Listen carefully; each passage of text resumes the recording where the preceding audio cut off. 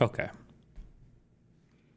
Live update. Suspect charged with murder and killings of 2 embassy aides. Federal prosecutors said they were investigating the shooting outside of a Jewish museum in Washington as a hate crime and possible act of terrorism.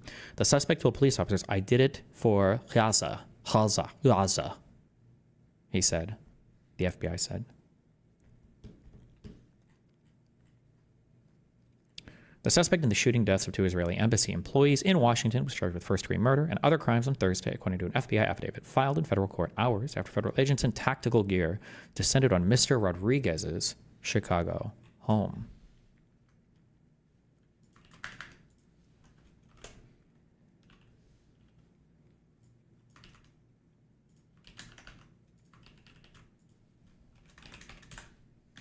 Damn.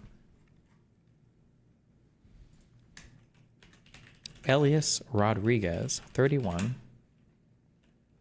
told officers he killed 2.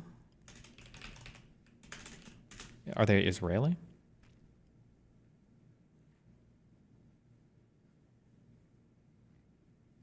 Israeli embassy. 2 Israeli embassy employees in D.C. It's D.C., right? Washington, D.C., I'm assuming.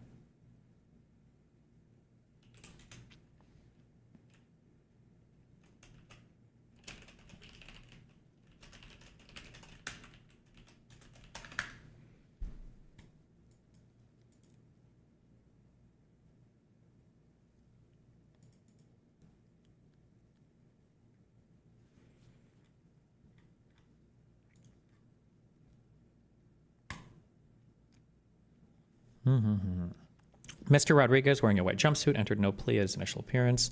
The close-range shooting of the embassy workers occurred shortly after 9 p.m. Eastern Time Wednesday on a street outside the Capitol Jewish Museum, where the American Jewish Committee was hosting a reception for young diplomats. The area is the heart of official Washington, packed with federal buildings, embassies, and museums. The 2 people killed in the attack were a couple, Yaron Lichinsky, 30, who grew up in Israel and Germany, and Sarah Milgram, 26, who was from Kansas. As Miss Milgram tried to crawl away from the gunman, he followed her and fired several more times. Jesus, is there video of this? My God.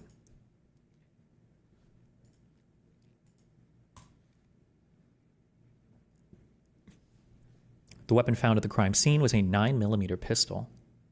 Holy shit, that's an insanely small pistol. What? That did not appear to have been purchased recently, the FBI affidavit says. Mr. Rodriguez transported a gun in checked baggage on a flight from Chicago to Reagan National Airport on Tuesday, according to the affidavit. A post on social media on Wednesday night from an account that the New York Times verified as belonging to Mr. Rodriguez condemned the Israeli and American governments as well as Israeli military actions against Palestinians.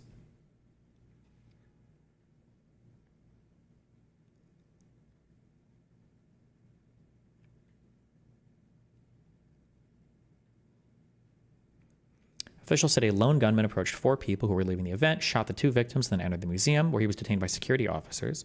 The suspect's online profiles indicated that he was raised in Chicago, graduated from a university in the city, and worked at a healthcare nonprofit. Jesus.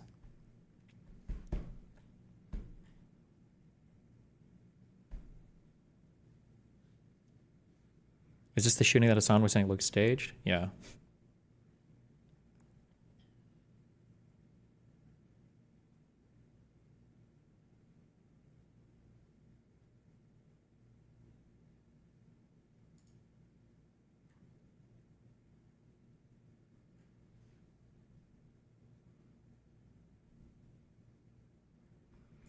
Destiny, this is a genuine good faith question. Can you explain why you're covering this shooting, but not anything about Bibi's plan to displace Gazans or the confirmed starvation deaths that have occurred recently? I would understand if you had no interest in the topic at all, but it feels weird to selectively cover this story and not any of the bigger developments happening. Because I hate Palestinians and Arabs and I want all of them to die, and I'm a massive Zionist simp, and I'm worried that I'm going to get cut off from my Mossad funding. So I have to cover the stories that they send me here related to any time a Jewish person dies, and then they apply really heavy pressure on me to not cover anything negative about Palestinians. The answer is, and I've said this a billion times, The answer is I don't really support the Israeli administration post-Trump election. I feel like they were basically given carte blanche to do anything, and they're squandering the opportunity to reach any kind of actual settlement on the issues, and instead they're just pushing the advantage of having a sycophantic pro-Zionist president, Donald Trump, as much as possible to basically do the most they possibly can. So, whatever I'm covering, I'm going to be opposed to. I don't really support the current administration at all. The Israeli administration, I think they're fucking retarded. So there's not really much. It's not like there's anybody to argue with over that or anything. It's bad shit. But the U.S. government, that's an issue. If you cared about that issue, post-Trump, that doesn't matter anymore. The U.S. can't do anything.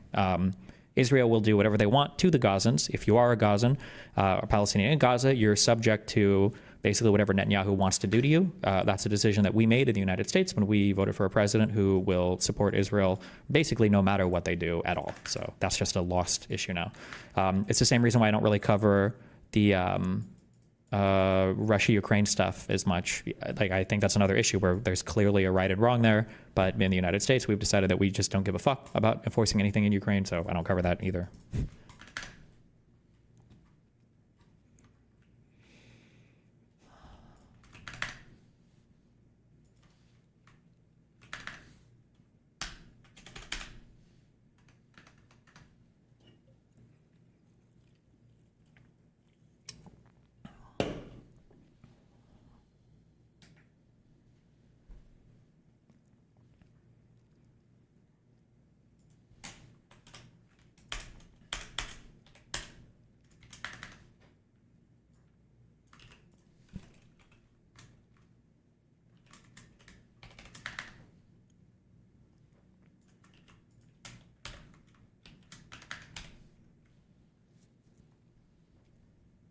So higher frequency of attacks on famous people affect you on a personal level. No, I don't know. I just don't think about it until somebody tries to kill me, I guess. Good luck.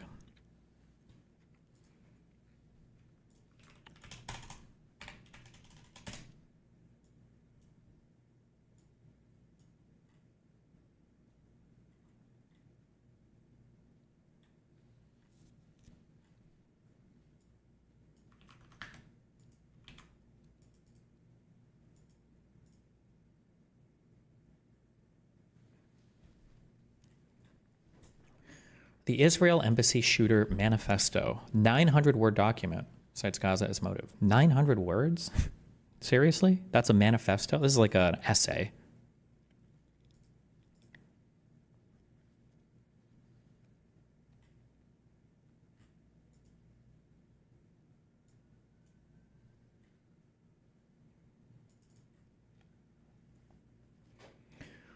This is from Ken Klippenstein. This guy was made to be an LSF poster.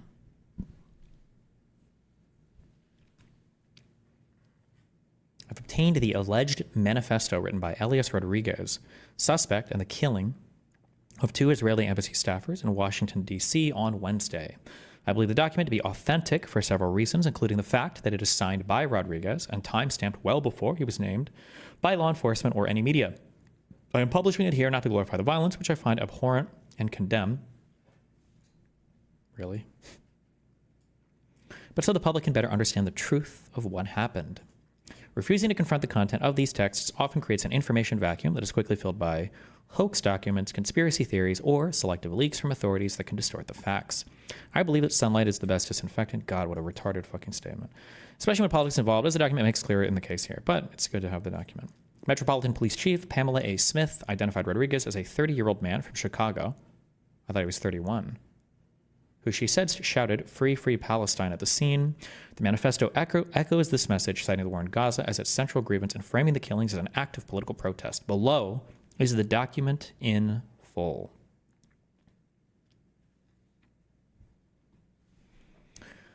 Halantar is a word that means something like thunder or lightning. In the wake of an act, people look for a text to fix its meaning. So here's an attempt. Okay. The atrocities committed by Israelis against Palestine defy description and defy quantification. Instead of reading descriptions mostly, we watch them unfold on video, sometimes live. After a few months of rapidly mounting death tolls, Israel had obliterated the capacity to even continue counting the dead, which has served its genocide well. At time of writing, the Gaza Health Ministry records 53,000 killed by traumatic force, at least 10,000 lie under rubble, and who knows how many more or how many thousands more dead of preventable disease, hunger, with tens of thousands at risk of imminent famine due to Israeli blockade, all enabled by Western and Arab government complicity. The Gaza Information Office includes the 10,000 under the rubble with the dead in their own count. And news reports there have been those 10,000 under the rubble for months now, despite the continual making of more rubble and repeated bombing of rubble again and again, and the bombing of tents amid the rubble.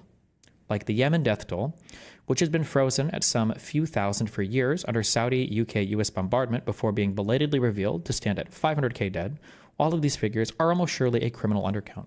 I have no trouble believing the estimates that put the toll at 100,000 or more. More have been murdered since March of this year than in Protective Edge and Cast Lead put together. Ooh. What more at this point can one say about the proportion of mangled and burned and exploded human beings whom were children? We who let this happen will never deserve the Palestinians' forgiveness. They've let us know as much. An armed action is not necessarily a military action. It usually is not. Usually it is theater and spectacle, a quality it shares with many unarmed actions. Nonviolent protest in the opening weeks of the genocide seemed to signal some sort of turning point. Never before had so many tens of thousands joined the Palestinians in the streets across the West. Never before had so many American politicians been forced to concede that, rhetorically at least, the Palestinians were human beings too. But thus far, the rhetoric has not amounted to much. The Israelis themselves boast about their own shock at the free hand the Americans have given them to exterminate the Palestinians. Public opinion has shifted against the genocidal apartheid state, and the American government has simply shrugged. They'll do without public opinion then, criminalize it where they can, suffocate it with bland reassurances that they're doing all they can to restrain Israel where it cannot criminalize protest outright. Aaron Bushnell and others sacrificed themselves in the hopes of stopping the massacre, and the state works to make us feel their sacrifice was made in vain, that there is no hope in escalating for Gaza and no point in bringing the war home. We can't let them succeed. Their sacrifices were not made in vain. The impunity that representatives of our government feel at abetting this slaughter should be revealed as an illusion, then. The impunity we see is the worst for those of us in immediate proximity to the genocide errors. Is that a real word?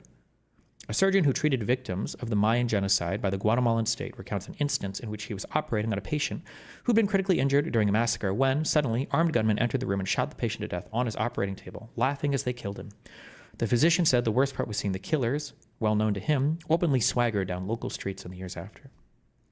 Elsewhere, a man of conscience once attempted to throw Robert McNamara off a Martha's Vineyard-bound ferry into the sea, incensed at the same impunity and arrogance he saw in that butcher of Vietnam as he sat on the ferry's lounge laughing with friends. The man took issue with McNamara's very posture, telling you, "My history is fine, and I can be slumped over a bar like this with my good friend Ralph here, and you'll have to lump it."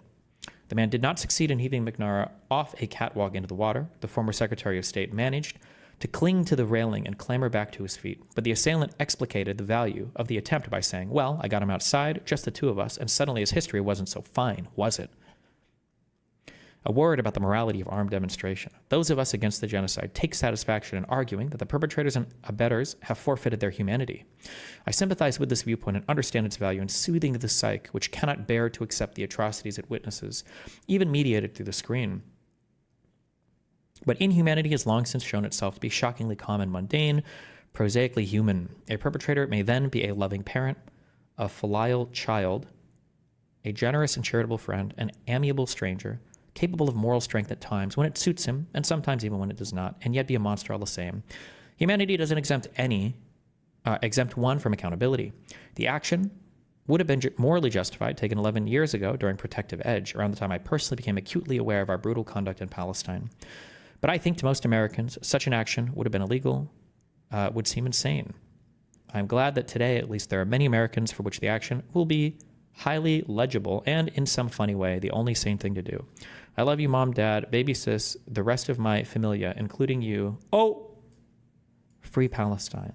Elias Rodriguez.